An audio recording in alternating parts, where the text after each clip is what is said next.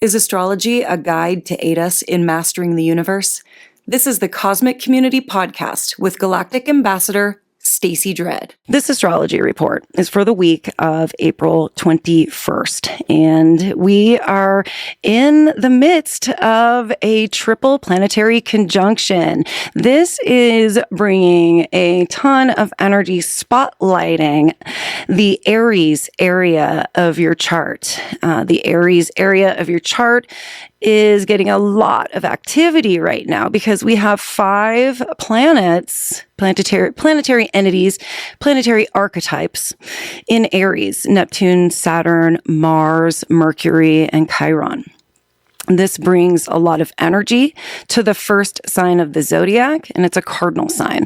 So it's all about starting things. It's about newness, and it's about new cycles and creating new intentions around what this next year is going to be about for you. When the sun moves into Aries, it's actually the astrological new year. So we have just begun the fresh astrological year and creating so many new intentions for how we are going to be starting and initiating things in our lives. The sun, though, has moved on. So our focus has shifted into Taurus. And so Taurus season is all about resources. It's about tools. It's about watering the seeds that you've planted in Aries. So we're in Taurus, and Taurus is a sign that slows things down quite a bit. Aries is a fire sign. We could be feeling that push to start things, to fire things up, to feel the spark and roll with it. But then we've got this Taurus energy that's coming in a little more strong now, saying, let's slow it down a little bit. Let's focus on what resources we actually have available to us to do that, and focus on just doing what it takes to nurture that energy so that we start building that slowly into something that's going to continue building structure for us. Taurus is an earth sign, so it wants to build that structure. So this is how we enter the week. Triple planetary conjunction in Aries, saying, let's start some new stuff. And then the Taurus energy saying, yeah, and now let's water that seed. Let's nurture it. Let's find all the resources that we need to and make this happen. And the moon on April 21st moves into Cancer. So we get an actual watery energy that comes in. There's not a lot of water in the chart right now. It's all focused in fire and earth. And so with the moon in a water sign, we connect with our emotions a little more. Cancer is also the sign that begs us to find safety and security, because Cancer is the sign of the crab. And where does the crab go when it feels fear, when it becomes overstimulated, when it needs some quiet time? Yeah, it tucks itself all up into that shell, that protective exoskeleton.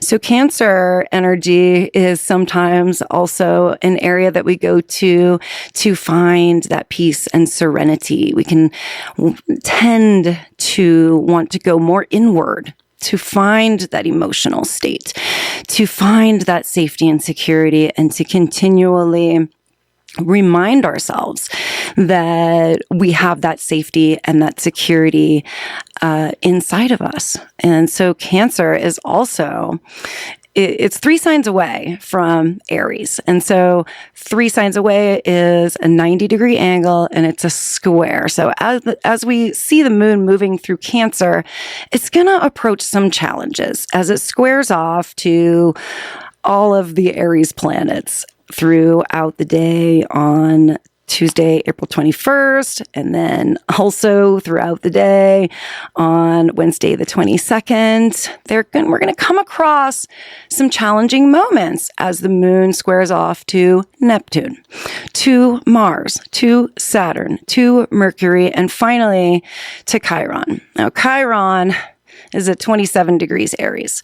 So as all these planets are going to be leaving Aries, are going to be touching on Chiron. Chiron is the wounded healer.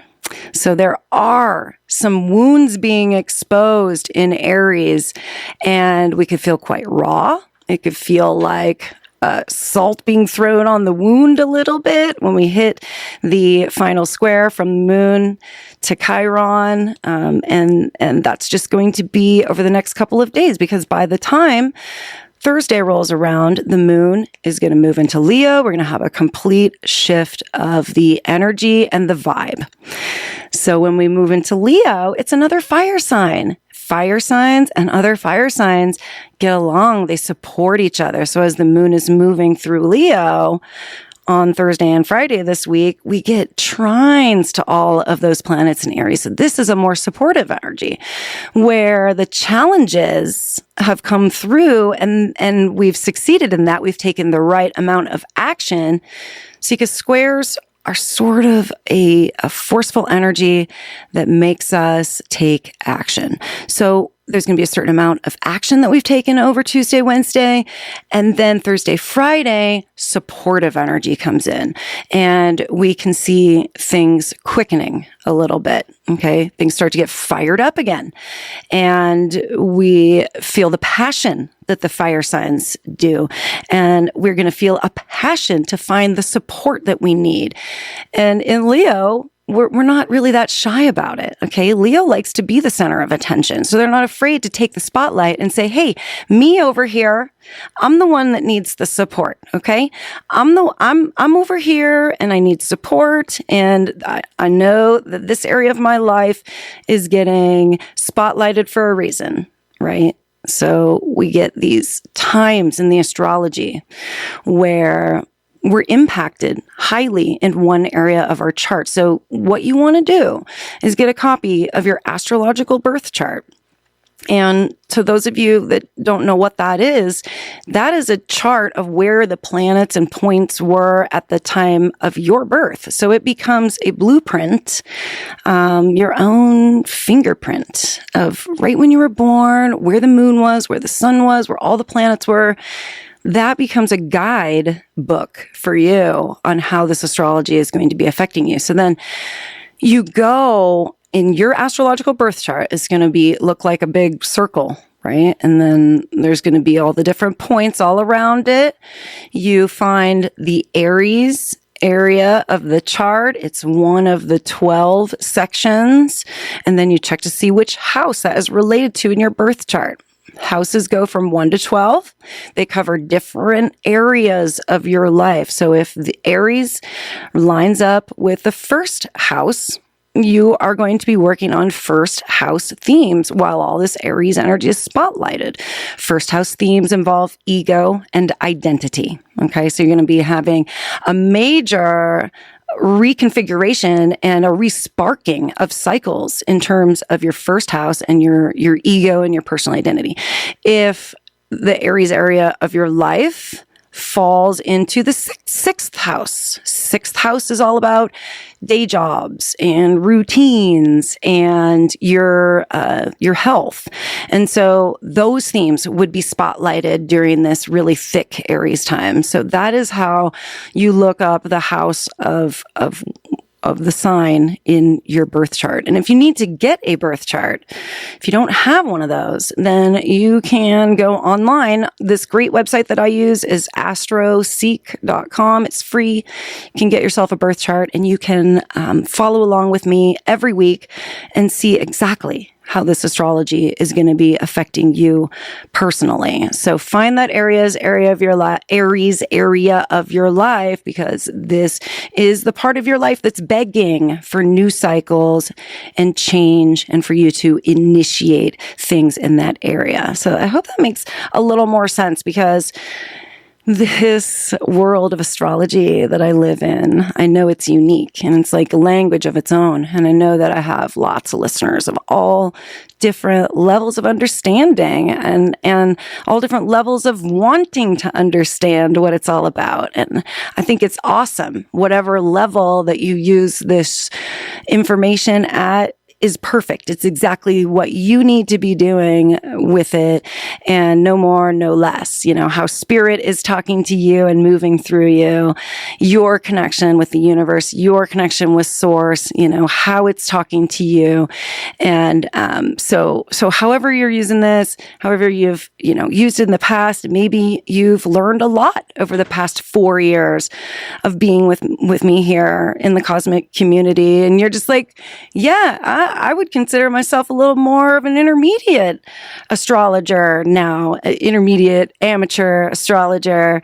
And so I try and talk, so that the beginners can kind of understand, the intermediate folks can understand. And even if you are an expert and you have been doing astrology since before I was born and you listen to my show, I hope that there's something that you can get out of it, also speaking to all of the different levels there. So that's just part of my Sagittarius stellium. I love kind of thinking of different ways to explain things and coming at things from different angles, and realizing that as a teacher, I have students of all different levels. So that's the introduction to the first few days of the astrology. And then on the 23rd, we have a planetary conjunction. We have Venus conjuncting with Uranus. And so we're going to see some big breakthroughs actually coming through this week in terms of love and money, which is what Venus represents. And Uranus is the planet of surprise and change, and is at a very critical degree of Taurus. It's going to be moving actually into the next sign this week. So as Venus makes a conjunction with Uranus, it's like completing all of the things that Uranus has been doing in Taurus since 2018. We could see some really big, surprising awakenings coming through in terms of relationships and our financial situations this week. This is the last time that Venus is going to conjunct with Uranus while it's in Taurus. And Taurus is considered to be one of the financial signs. So I really think that this area, this relationship area of our lives, because Venus rules Taurus, so it's very strong here. This week is all about breaking through with our relationships and with our finances. And then after Venus makes that conjunction, she is moving into the next sign. So it's like finishing up that work in Taurus, moving into that fresh energy, which is going to be a total change of focus for relationships and for money and for our financial flow.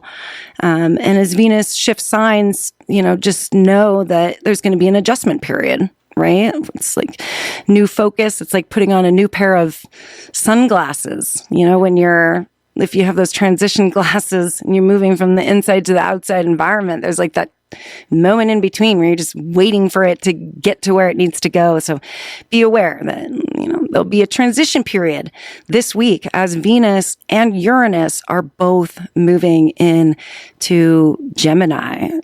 On April 25th, we are coming off of a couple of days with that Leo moon supporting all of the activities over the last couple of days. So it's going to be a fast moving couple of days. And when we get to the weekend, we start to approach some other new fresh energy. The sun is squaring off to Pluto on Saturday. So this is a little more of a tough energy. It can be also, though, a moment to use it to transform. Okay. Pluto is in Aquarius, and Pluto is transforming because Pluto is the planet of transformation. It's the phoenix. Okay. It rises from the ashes. So Pluto burns things down so that you can rise again. Pluto is moving through Aquarius. Okay. So it's scrubbing out all the Aquarius themes, which is about revolution and revelation. So with Pluto in Aquarius, it's like a lightning strike type of energy, and it could move very quickly. So we could see some surprising activity this week with Uranus in that conjunction with Venus at the final degree of Taurus, and then with the sun in this square to Pluto. There is a lot of change, transformation, and transmutation taking place. We are burning down, using up, closing out the old so that we can recycle that, turn it into something new, and start fresh again. Uranus is also moving into Gemini for good on the 25th of April. Uranus has been in Taurus since 2018. So you're going to see this week closing a lot of things out that you started in 2018. Things transmuting, things starting to shift, and those energies being completely recycled. And Gemini is an air sign. So we're moving from earth to air. We're going to get a lot more movement this week as Venus and Uranus are moving into an air sign. We open up the windows. We let things air out. We have conversations. We talk a lot about things. Actually, be careful about how much we're talking in Gemini, because Gemini is like the sign of talking. We can like talk and talk and talk and talk.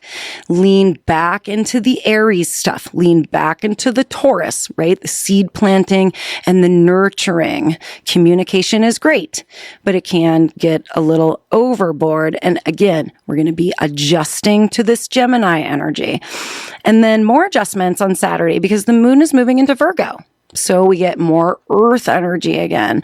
And Virgo is like the sign of perfection. So we are now going to become the perfectionists.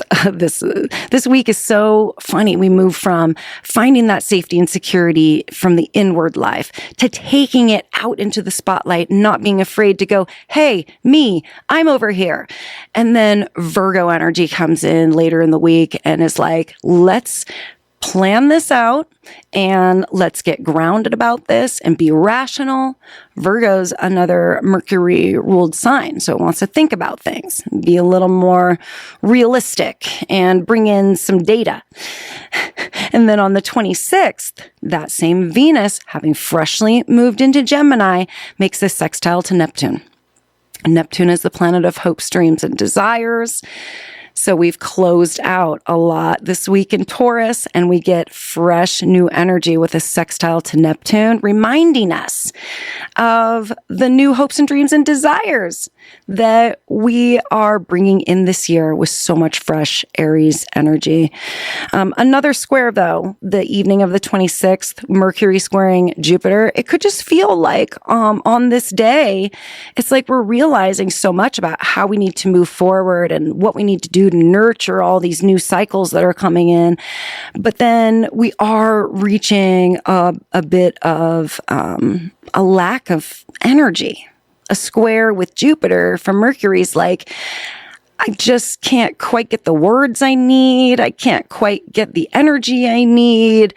The enthusiasm just isn't quite there. But that's a quick moving type of energy. So that'll shift out really fast. And then we get to Monday. Monday, the 27th of April, is a very fated day.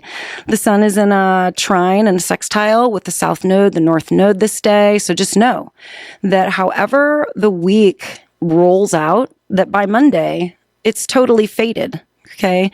There is a permanent change. There's a permanent fix to the future this week. And by Monday, we definitely feel this forward moving energy and we are affixed and permanent here now in the next cycles. So yeah, kind of a interesting week. I love the moon cycle this week with all of the Aries energy though, because it takes us through a journey. We're all going on a journey this week. That's for sure. Thank you so much for being tuned in to the cosmic community today and for being part of the cosmic community and also for being part of the KPOV community. We couldn't do it without you. I will be back next week at my regular time, 4:30, and I wish you the very best. Take such good care. Peace. Thank you for listening to the Cosmic Community Podcast. More can be found at kpov.org/thecosmiccommunity.